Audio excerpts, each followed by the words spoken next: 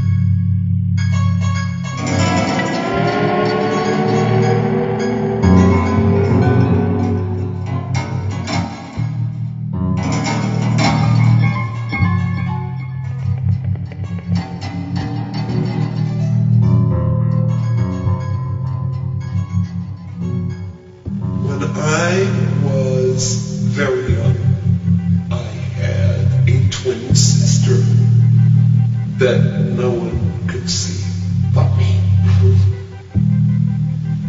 We lived in a farm without any neighbors, so she was my constant companion. For some reason, she'd like to play tricks on my mother.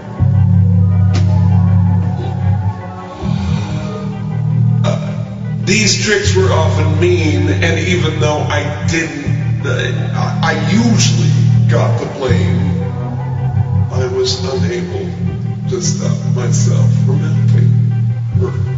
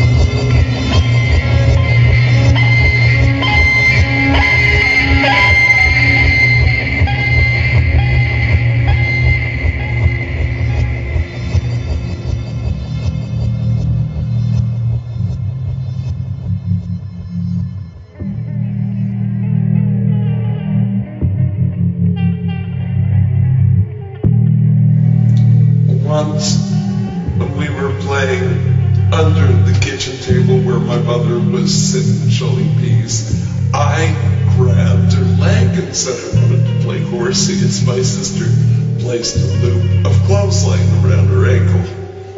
Mother said no, and then she got up from the table, walked 2 steps, and tripped as she reached the end of the rope. As my mother fell, she knocked a boiling pot off the stove. It fell on her head. Even though it was July, she was cooking pasta in the shape of little green Christmas trees because it was my favorite. Mother's face was no more than 6 inches from mine as she screamed, jerked away the pot, and revealed her red, bubbling face covered with little green Christmas trees.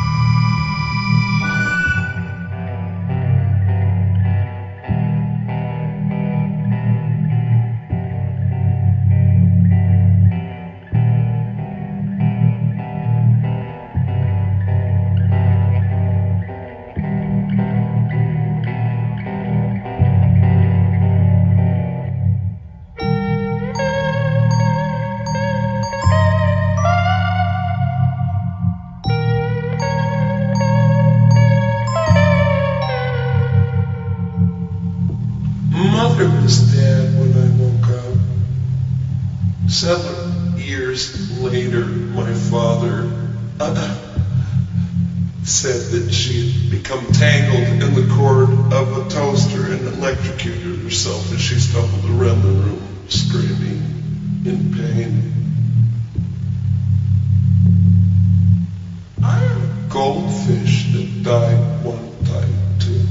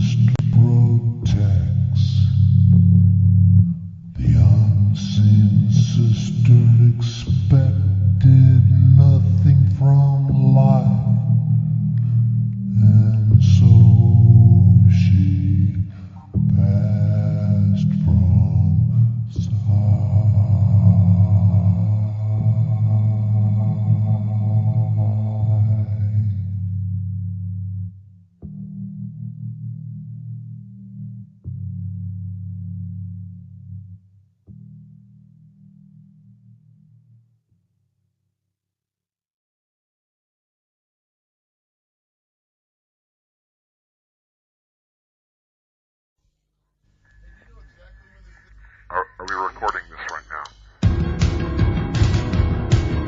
Stop this tape. Stop it, because Jimmy is gonna kick. I want you to know that Jimmy has control of the ball. He knows all of our names. to North Hollywood in a van. And now we're waiting for Jimmy to take. Ticket, Jimmy.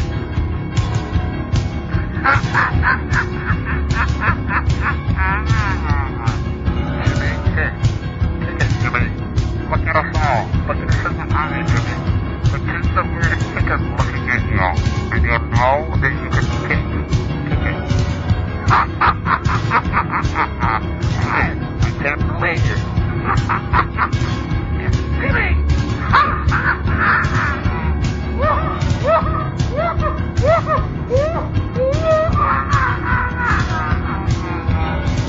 Jimmy.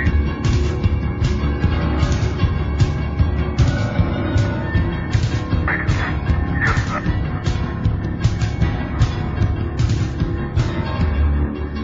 We gotta go back and do that over again, guys.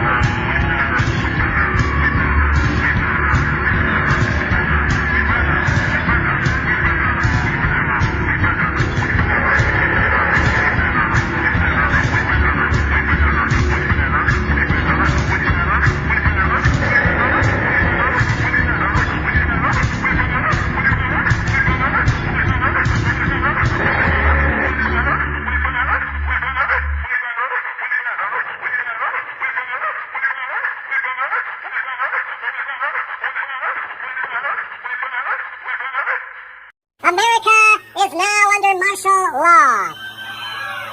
See how easy it is to manipulate people into embracing fascism by putting some bad guy in a turban on TV every day.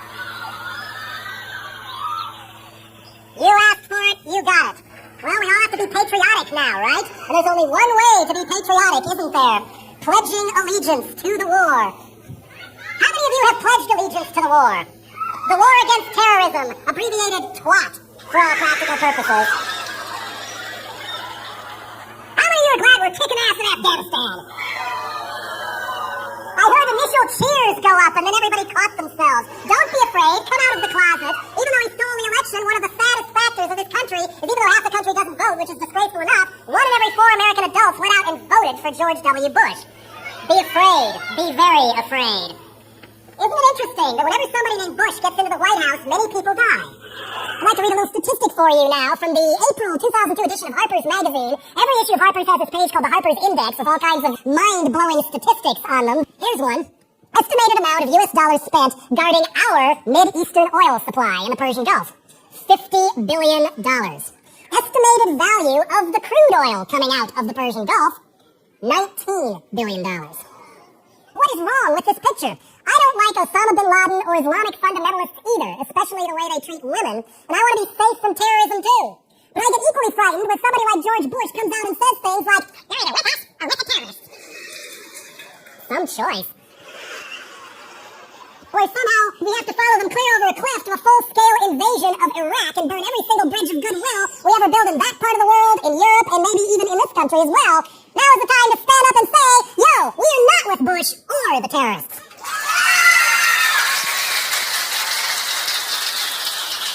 And start asking the question, is what we're doing over there really the best way to solve this problem, or will the short-term orgy of feel-good violence bring much bigger problems down the road? In 1991, Jimmy Carter publicly warned the last George Bush that his Gulf War would set back peace in Middle Eastern relations at least 20 years. Now what happens? Now what do we do? I fear a mass slaughter of innocent civilians already far greater than what went down at the World Trade Center with the clown prince of the Texas oil barons handed the keys to weapons of mass destruction. While Israel is being dragged down the toilet by its own Saddam Hussein, and his name is Ariel Sharon. have governments all over the world rounding up and attacking anybody who opposes their policies for any reason on the grounds that they are aiding terrorism. Kind of like the United States did when we locked up thousands of labor activists and immigrants in the 1920s for the crime of opposing World War I.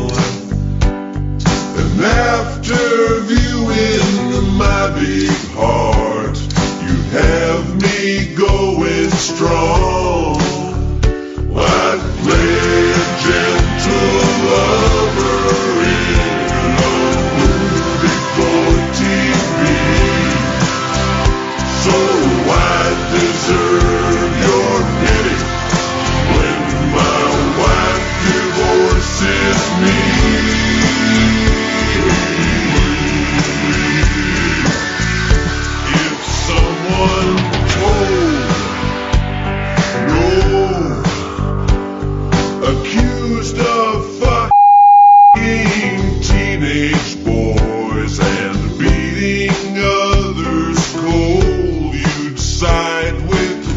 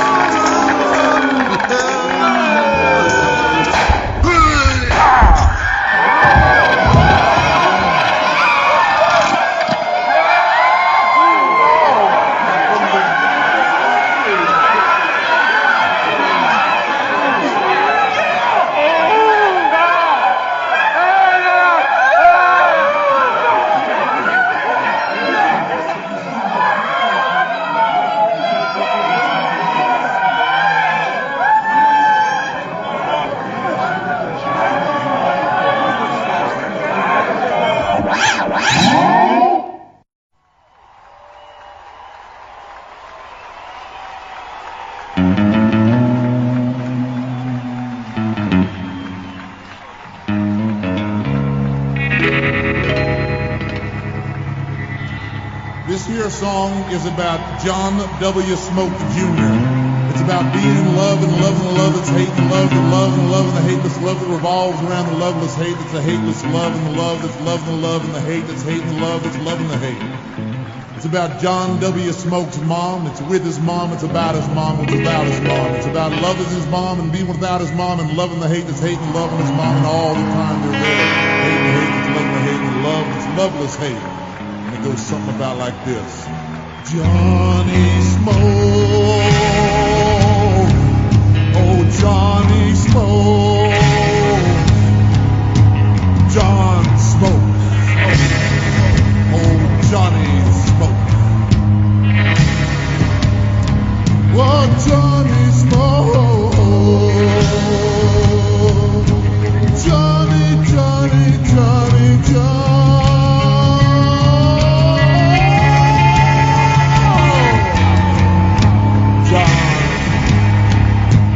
John Smoke. Johnny Smoke. Here we go.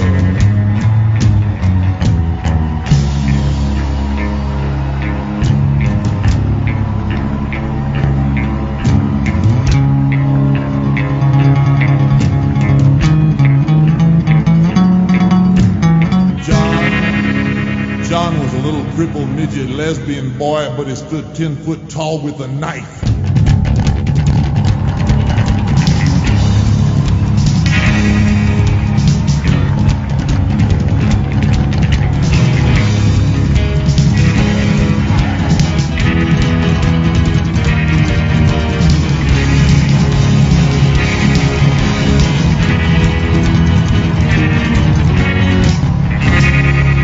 Soon a mole had appeared on John's left leg, and rope-like it extended out 469 different miles, and verily it was 69 different nuns speaking simultaneously to John in 69 different languages. And it evolved itself, and it was the legless dog that became a cyclone out of John's father's forehead. And there it was, like a Twinkie with a halo storm in it.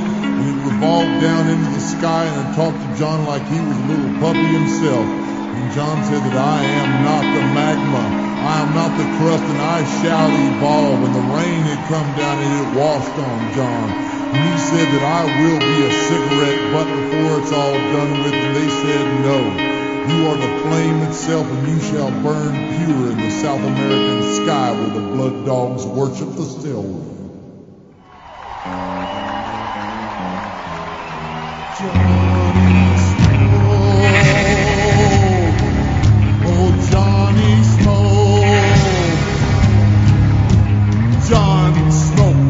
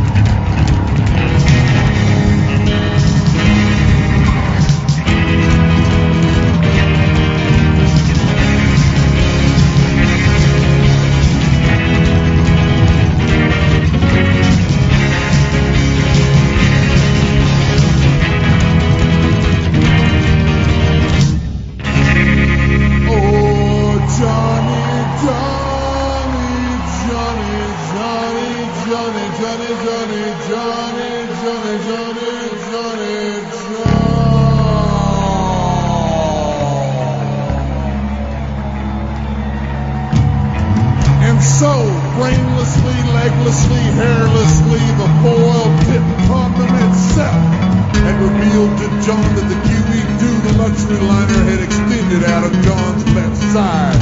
And so it had reached to him Mars, which just slammed backwards and upwardly they did evolve. Downward they fell like a thin sheet of waste product that had come into John's body. His body was no longer the tri-vehicle express itself, and he could not be the dog in the dog's eyes, which had blood coming out like they were ropes around John's leg and pulled him up like he was a canoe and he floated on the life essence himself for South America where he was embedded.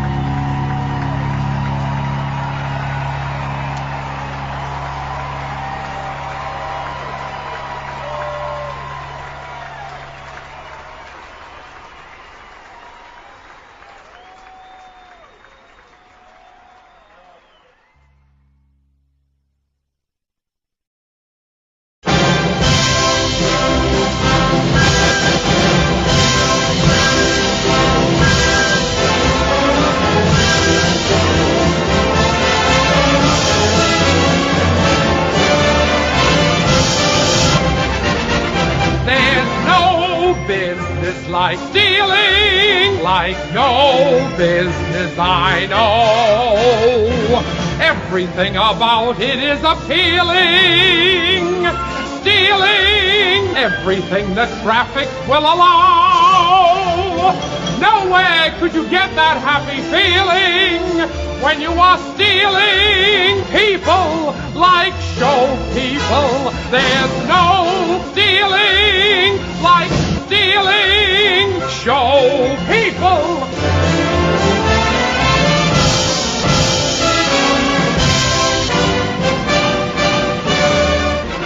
The headaches, the heartaches, the backaches, the flops.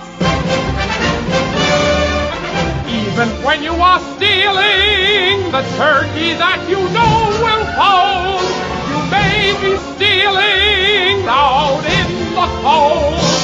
Still you wouldn't change it for a sack of gold. Let's go on with the stealing.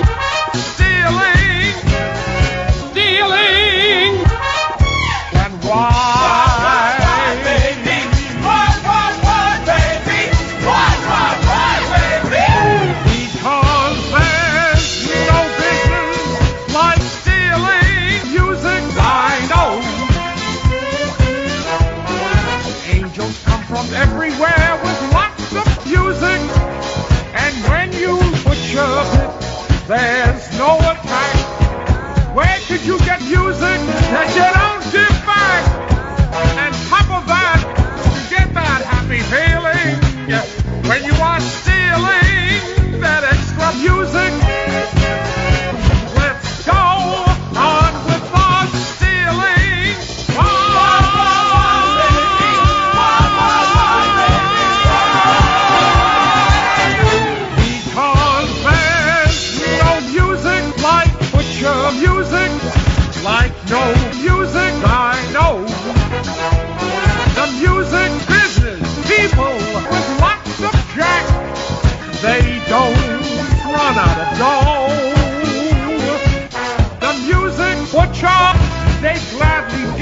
for what they do, but they're stranded out in the cold.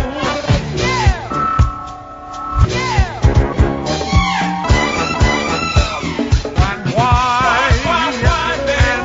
And the music would chop.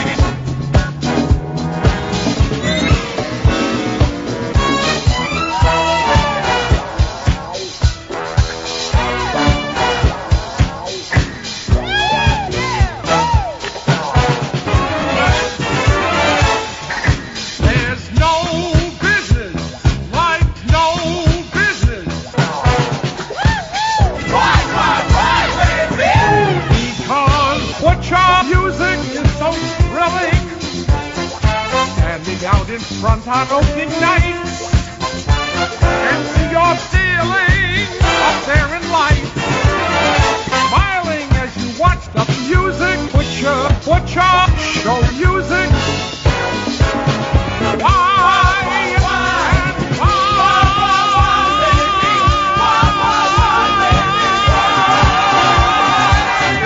Because stealing the music with the labels pasted on is appealing. Stealing everything that music business people don't allow. Yesterday they told you butcher music would not go far. That night you open and there you are, stealing music. Let's go on with the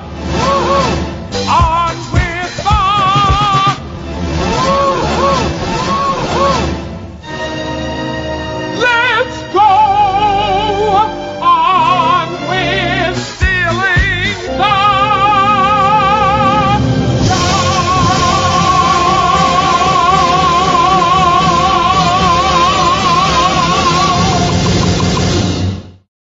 It's beginning to look a lot like 1984. Endless war. Bush has said it, Cheney said it, Rumsfeld has said it. We don't know how long the war on terrorism will last. It might last 5 years, it might last 10 years, it could last our entire lifetime. God, this is an even better scam than Vietnam. Well, I was going to explain all these so-called advisors, military advisors we have sent into Colombia, as well as making them the biggest recipient of foreign and military aid besides Israel and Egypt. We say to fight drugs. That's why we have to do this. Well, obviously it's to fight something else as well. Bush has now said he wants to have the Colombian military and therefore the death squad paramilitaries that they work hand in hand with to also be able to use the money we give them to kill guerrillas or indigenous people who attempt to interfere with oil pipelines they want to put through the rainforest. Then Bush, in his State of the Union address, comes out with Iran, Iraq, and North Korea form an axis of evil. He had not cleared that juvenile remark with anybody at the State Department at all. It just blew out of his mouth, kind of like Reagan's Star Wars fantasies. And all that's accomplished is, it's totally undermined people who want a more moderate government in Iran that's not run by religious dictators, and we're making real progress there. Now people are going and running back to the mullahs and the ayatollahs because they're scared we're about to bomb them. South Korea, President Kim Dae-jung may have had his career shortened by Bush's little remark. He'd made more progress than anybody has in 50 years in breaking through to North Korea and trying to normalize relations. Now the North Koreans are slamming the doors in his face just like before because they're afraid that Bush and his barnyard friends are about to bomb them too. And sure enough, we then reveal people in the Pentagon with a little too much time on their hands have been drawing up plans to nuke not just the usual targets, but the seven dwarves are not just going to nuke Russia and China and North Korea. You never know when we might need to drop an atomic bomb on Syria. Or Libya. Or Iraq. Is Cuba in there too? I can't remember. No, that might blow and devalue real estate in Miami when it becomes radioactive. Can't do that. And as if we haven't learned already, here we are trying to stage coups in other countries. We tried to overthrow democratically elected President Hugo Chavez in Venezuela and replace him with a businessman we'd been meeting with steadily before it happened. It didn't work. So now we're trying to build up more and more people there to get rid of Chavez and put some other wannabe Pinochet in who will do Bush's bidding instead. And they're saying, well, now that we see how these people hide in these caves that we helped them build in Afghanistan, what we need are little trick-or-treat bag-sized backpack nukes.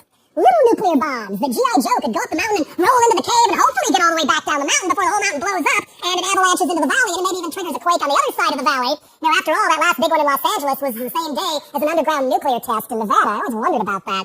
But anyway, how irresponsible is this? Little nuclear bombs. Anything to save the nuclear bomb industry. How easy is one of those to steal? Even the Pentagon admits that if somebody did steal some of that or figure out how to make them, they'd have a 90% chance of bringing them back into the country and nuking us with them instead. Of course, one way to prevent that would be to not build them at all, but that doesn't seem to be the logic. of Bush Incorporated. And if that isn't irresponsible enough, most irresponsible of all, they're saying to fight terrorists we have to give Reagan his wet dream and Rumsfeld his windfall and put nuclear weapons in outer space.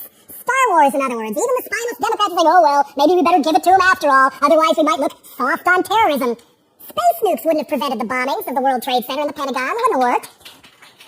But maybe that's why space nuke toys were never meant to be a defensive weapon. Those are an offensive weapon. The Pentagon says they need them for full spectrum dominance, to protect us from any rogue nation at a time when even when you cross the Canadian border, you'll meet an awful lot of people who think the number one rogue nation in the world today is the United States of America.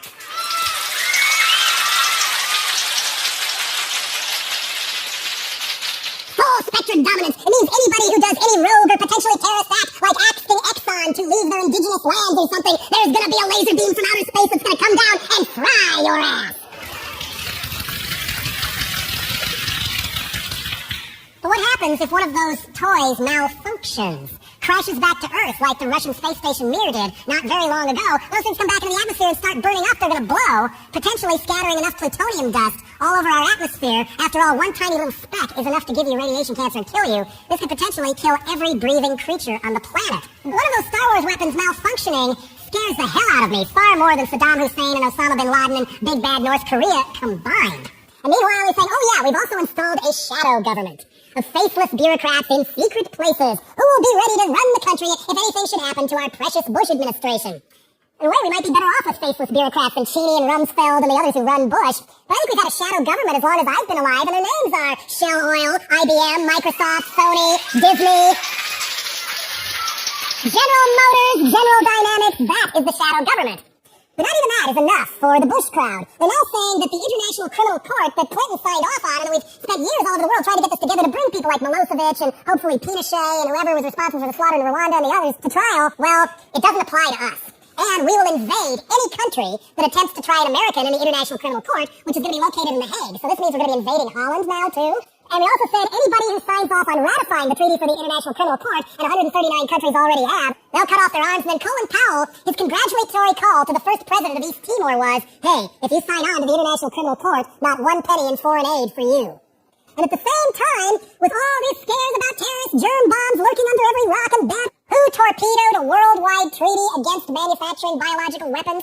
America pulled out and nuked the treaty on the grounds that it, quote, did not protect U.S. interests. Specifically, it interfered with our desire to corner the market on bioterror weapons and the biotech industry in general, such as the Office of Naval Research in Arlington, Virginia, has been proposing creating genetically modified bugs they could make that would corrode roads and they could eat up runways and eat up metal parts and lubricants and plastic and fuel. They call them anti-material biocatalysts.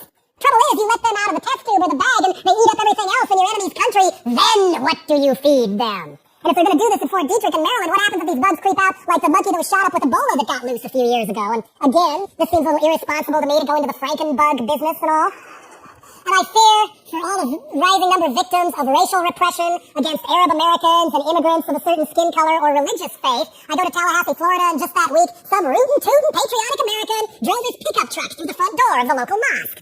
And last fall, right after 9/11, a guy in, I think it was Mesa, Arizona, outside of Phoenix, was opening his gas station for the first day of business, and somebody in the pickup truck did a drive-by and blew the guy's head off. Killed him, because it had a turban on top. And he said as he was led away, I did this because I was standing up for America. And I also fear for what's going to happen to the veterans of this war on terrorism, too. I mean, a lot of people enlist in our armed forces thinking they're going to get job training or college money or an education, and instead they get sent into a war. And we have a great track record of waving our sword and pushing people around and killing thousands and thousands of people at the push of a button, but we have a piss-poor record of how we treat those veterans when they come home from wars, don't we? In San Francisco and so many other places, you see people holding up signs saying homeless Vietnam vet will work for food. Regardless of whether you think as little of the Vietnam War as I do or not, that situation never should have happened. We won't even cop to all the people who got cancer and had kids with all kinds of wild birth defects because of exposure to Agent Orange in the Vietnam War, let alone how many more that happened to in Vietnam itself and still happens to in Vietnam because we never came back and cleaned up all the areas we poisoned with the Agent Orange. After all, it's not our fault. We had nothing to do with the problem. That's the way we treat people who came back with Gulf War syndrome, too. They come back and everybody's, oh, rah, rah, Gulf War, George Bush the First is great, support our troops. We didn't support the troops. Once they came down with Gulf War syndrome, we just said, fuck them, basically. Come down with blurred vision, spaz attacks, splitting headaches, mental illness, can't sleep sometimes, more cancer, more birth defects. Oh, it's just a coincidence. We had nothing to do with it, is the official policy. And what caused Gulf War syndrome? I mean, was it the experimental anthrax vaccine we made all the soldiers shoot up with when it had never been tested on people before we sent them over there? Or was it that Saddam really did have germ bombs, or it was pollution from all the oil well fires? Or maybe did it have a little bit to do with us using shells coated with depleted uranium, which will go right through the armor of a tank and blow it up from the inside? But then what have you got? Radiation. We left a whole area of Kuwait and Iraq like that. We thought that was such a great idea, we used it in the attacks on Milosevic in Kosovo as well. Hey, we got rid of Slobo and his thugs, and now we've made your land radioactive, Kosovars. Come on back. Don't you want to thank us now?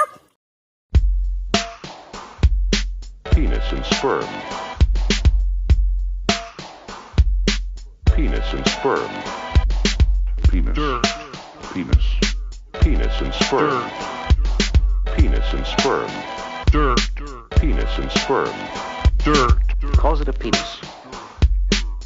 Sperm. Sperm. Penis. Sperm. Sperm. Sperm. Sperm. Sperm. Sperm. Testicles. Testicles.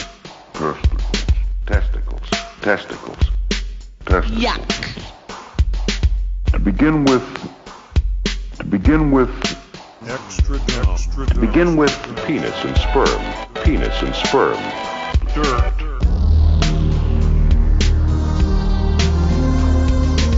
You bad start that scared me off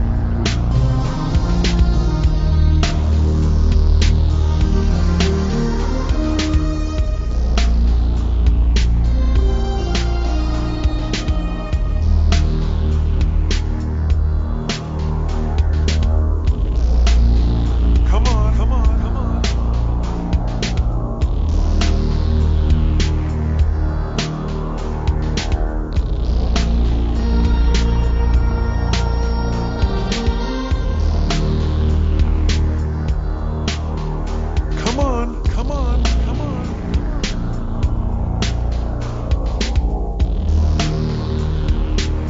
Come on, you dummies. Dirt. Come on, you dummies.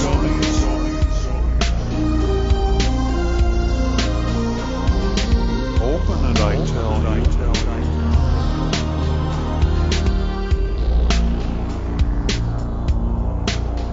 Calls it a penis. Penis. Dirt. Penis. Extra dumb.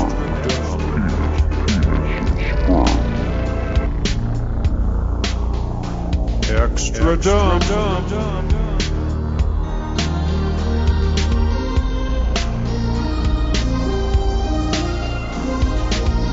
Come on.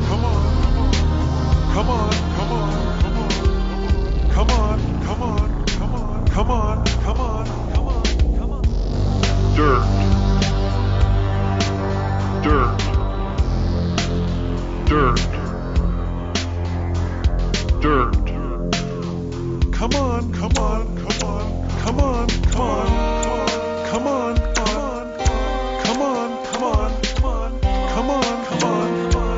Come on. Come on, you dummies.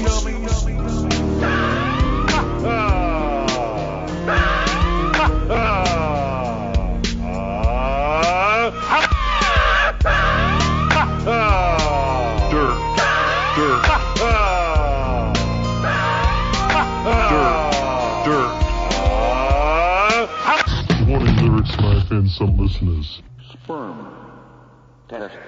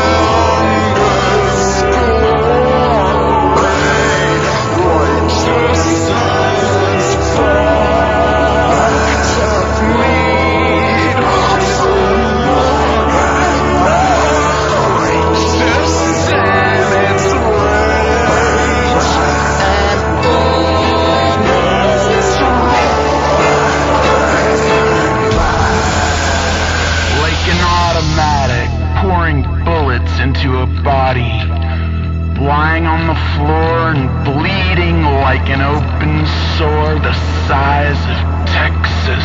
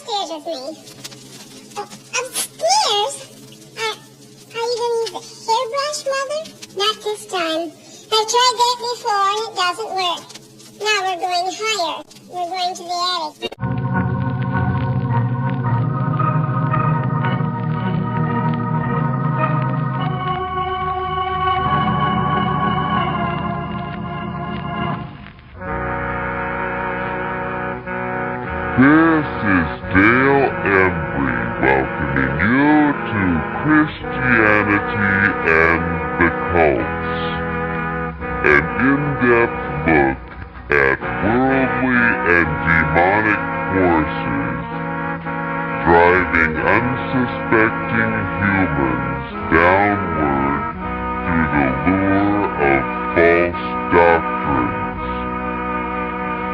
Be it Jehovah's Witness or witchcraft, Scientology or Satanism, it's for Christianity and the cults.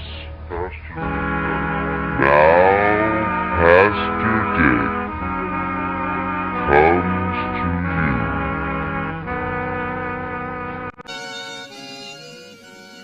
Thank you, Dale. And today we're going to cover the cult of Mormonism, or the Church of Latter-day Saints. Well, the beginning of Mormonism can be traced to a miraculous event that supposedly happened to an upstate New York 14-year-old boy named Joseph Smith in the year 1820. As he knelt in prayer, God the Father and Jesus Christ appeared to him in a pillar of light. Jesus Christ's response to Joseph's question is recorded in the Mormon scripture, the Pearl of Great Price. I was answered that I must join none of them, for they were all wrong. So 3.5 years later, Joseph was again praying, and an angel appeared in a bright light, identifying himself as Moroni, who informed him that God had a work for him to do. He told Joseph about a book written upon gold plates by the former inhabitants of this continent. After 4 more visits by Moroni over the next 4 years, Smith was given gold plates and 2 special stones by which he translated the Reformed Egyptian characters engraved on the plates into English. The book was published in 1830 as the Book of Mormon. 14 years later, Smith was arrested and jailed for treason in Carthage, Illinois. The acclaimed prophet accepted a smuggled gun, which he used when an angry mob stormed the jail. Joseph and his brother Hiram were killed.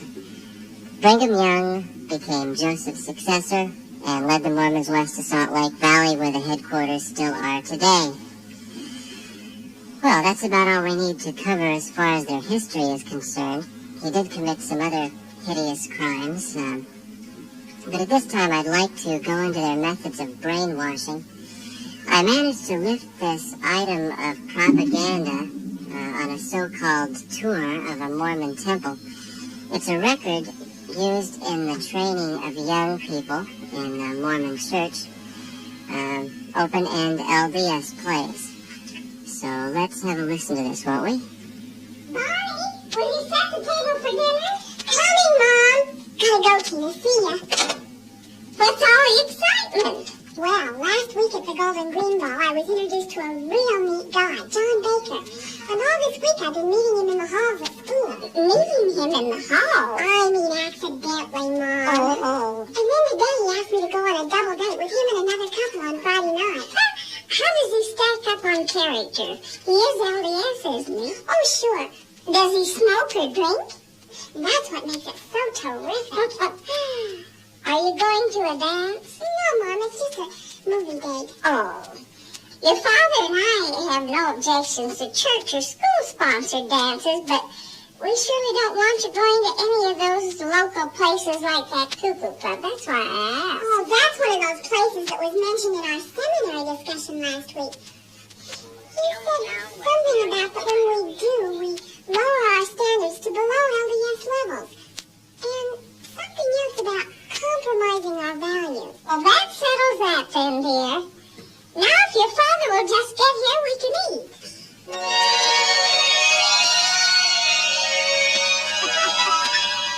The days dragged by, and finally the big night arrived. It took Bonnie 3 hours to get ready. Finally, John and the other couple arrived, met Bonnie's parents, and then the two couples got into the car and drove away.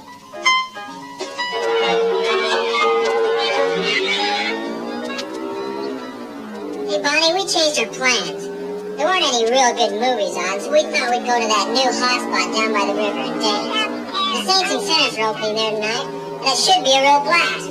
Okay with you? Alright, well, as that track was playing, I received a death threat over the phone, but I can't let that stand in the way Can of the we truth. wait for a minute? I gotta do something to the tape. Okay, the weatherman is going to join us in this discussion. Okay, Jim honking for you. I'm coming. Before you go, Frank, I want to talk to you. Sure, Dad.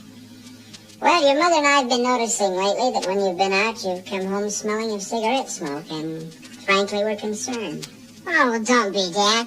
I've never touched a cigarette in my life and don't intend to. We go to the hot spot, and it's always filled with smoke. Well, I'm certainly grateful for your attitude, but Don't worry, Dad. I haven't done anything that would cut me out there. well, that's wonderful. That's all your mother and I wanted to hear. Frank and Jim drove to one of their favorite drive-ins in Park. Jim got out a pack of cigarettes and lit up. I nearly got in a jam with my dad today for smelling my cigarette smoke. How can I pick up that habit? I like it. And my folks said I had to make up my own mind anyway. Well, gee, you can't lie to the bishop. What can you say? I'll worry about that next week. All right, and the weatherman's with us. And that's about as far as it goes. Any further information on their secretive behaviors, doctrines and rituals, so far, Is that me making that noise? could be. Have to forget that. A wealth of evidence could be used to prove that Mormonism is a man-made religion. The Mormon church is built upon the idea that the Christian church had fallen into total...